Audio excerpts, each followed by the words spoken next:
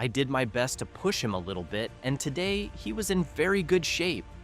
I appreciated the direction of Lewis after qualifying. He had a very strong recovery, solid race that he came back to P5. That's Frederic Vasseur, not just defending Lewis Hamilton, but almost daring people to stop sleeping on him.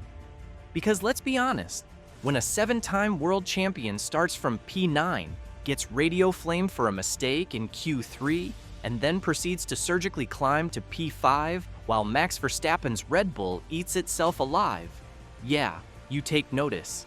No, he didn't win. No, he didn't touch the podium. But Hamilton didn't just survive that Bahrain Grand Prix, he learned something. And that might be the scariest part for everyone else. The weekend started rough. Actually, rough might be generous. Qualifying was a disaster by his standards, sliding, snapping, and ultimately leaving him parked in P9 with a frustrated radio message and a tone that screamed, "This is not what I signed up for." Hamilton took the blame, no excuses, no throwing the car under the bus. He just said it, "My bad." And with Leclerc comfortably up the grid in P2, the whispers were already starting. Maybe he's washed. Maybe Ferrari made a mistake. But then came race day, and race day was different. Hamilton went into full forensic mode. His engineers made tweaks. He adjusted his approach. And once the lights went out, it was like someone hit restore factory settings on the Lewis Hamilton we thought was gone. Tire management? Perfect. Strategy? Clean. And the overtakes? Calculated, brutal, and full of intent. Somewhere in that second stint, he started lapping faster than Leclerc. For a moment, it looked like the hierarchy at Ferrari was getting questioned in real time. By the time he crossed the finish line in 5th, it wasn't about points, it was about presence. Hamilton hadn't just climbed from 9th, he had arrived. Not at the front, not yet. But Bahrain wasn't a podium race, it was a pulse check. And what we saw? He's still breathing fire. So, a few of you have been pretty vocal in the comments, and honestly, rightfully so. Hamilton got out-qualified by Leclerc. He's not adapting. This isn't the dream pairing people hyped it up to be. Fair, completely fair. If you're judging based purely on qualifying pace, then yes, Charles Leclerc had the edge. That part isn't even debatable. But here's the thing, this isn't a sprint. It's not even a race-by-race narrative yet. This is an adaptation arc, and those take time, especially when your entire driving language gets translated into Italian over winter break. Hamilton hasn't just switched teams, he's switched operating systems. Gone is the Mercedes ecosystem, the rhythm he knew for over a decade.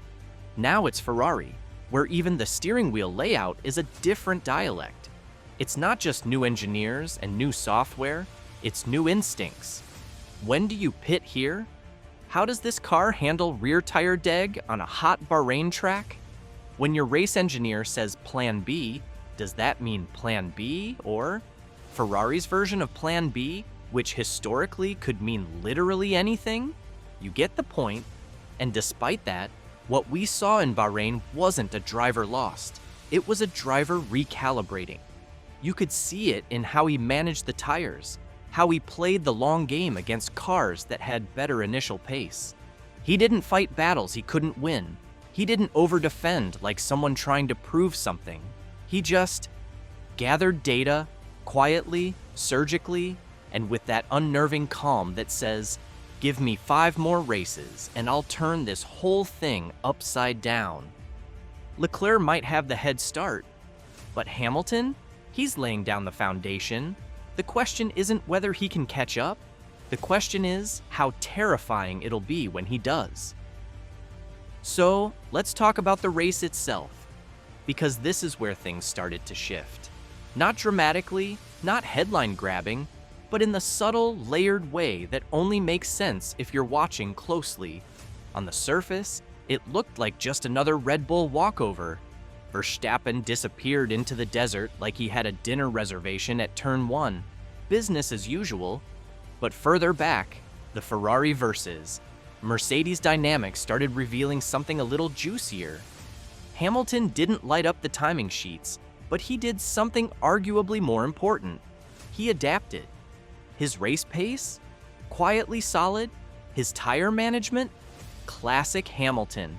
Not Leclerc-level qualifying fireworks, but once the lights went out, you could feel him slotting into a rhythm that wasn't there during practice. It was like his muscle memory had caught up. Every lap felt more confident than the last. He wasn't fighting the car anymore. He was starting to understand it. And here's the crucial bit. Ferrari was starting to understand him too. There were no bizarre radio messages, no panic under pressure, no pit stop chaos. It wasn't perfect. This is Ferrari, not a Swiss watch factory. But it was calm, strategic, measured. That's new. That's not something we saw with Vettel, or Sainz, really. When Hamilton asked for updates, they gave them. When he asked for grip levels, tire deltas, options, he got actual feedback, not an existential riddle. Even the way he interacted with Leclerc on track had an almost eerie sense of mutual respect. No desperate lunges, no elbows out drama, just clean, fast racing. Like they both knew this wasn't about this race. It was about setting tone, setting hierarchy. And while Leclerc walked away with the stronger result on paper, the energy, that quiet confidence Ferrari had been lacking, that started coming from Hamilton.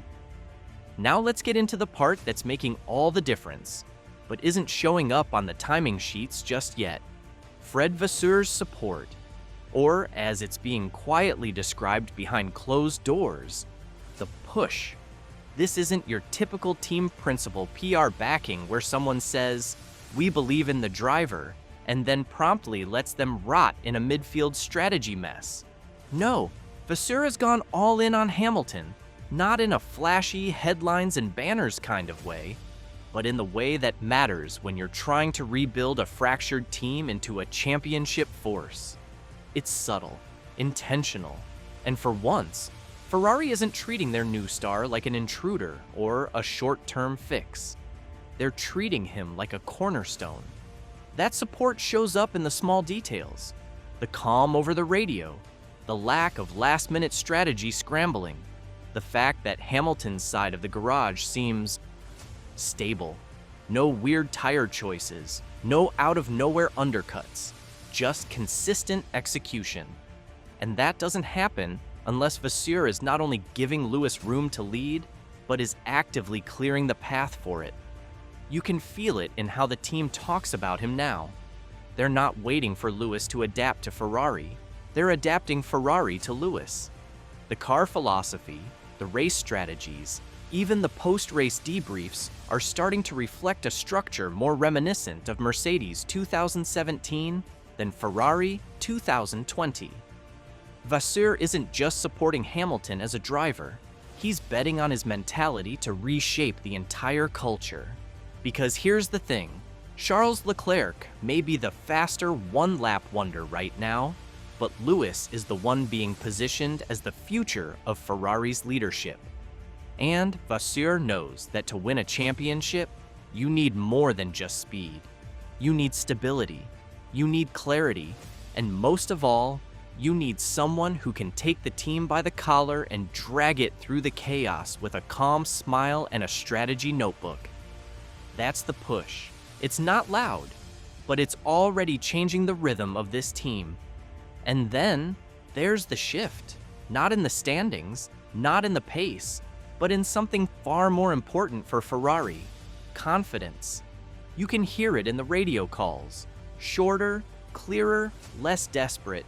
You can see it in the body language, less frantic scrambling on the pit wall, more composed decision-making, and most notably, you can feel it in how Hamilton carries himself in red. It's not swagger yet, but it's not uncertainty either. It's that quiet middle ground where belief starts to settle in before results catch up. This isn't about lap times, this is about posture. Ferrari has lived for years in a state of strategic whiplash. panicking at the first sign of pressure, second-guessing itself into oblivion. But with Lewis, something's changed.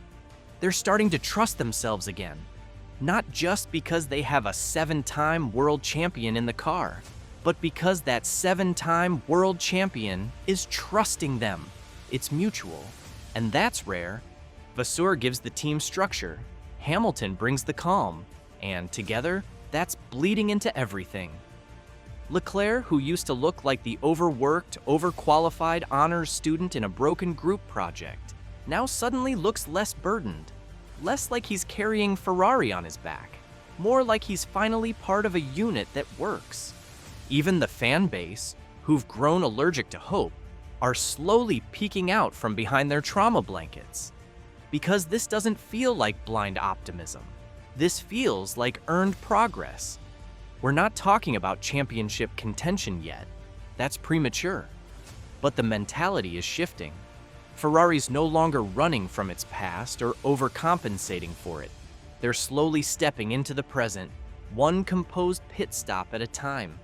Zoom out for a second and you start to realize this isn't just about one race, or one driver, or even one team trying to find its footing again. What's happening with Ferrari is a case study in high-stakes transformation, a slow, awkward, but very real evolution from dysfunction to direction. Because let's be honest, for years, Ferrari has been a cautionary tale, a team with all the ingredients but no recipe.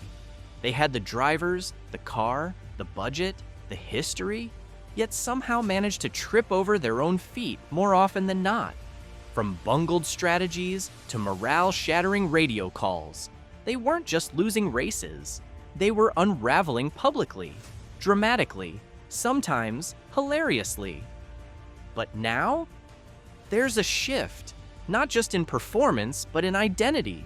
Ferrari isn't trying to pretend they're the old Ferrari anymore. They're not chasing ghosts of the Schumacher era or clinging to nostalgia like a safety blanket.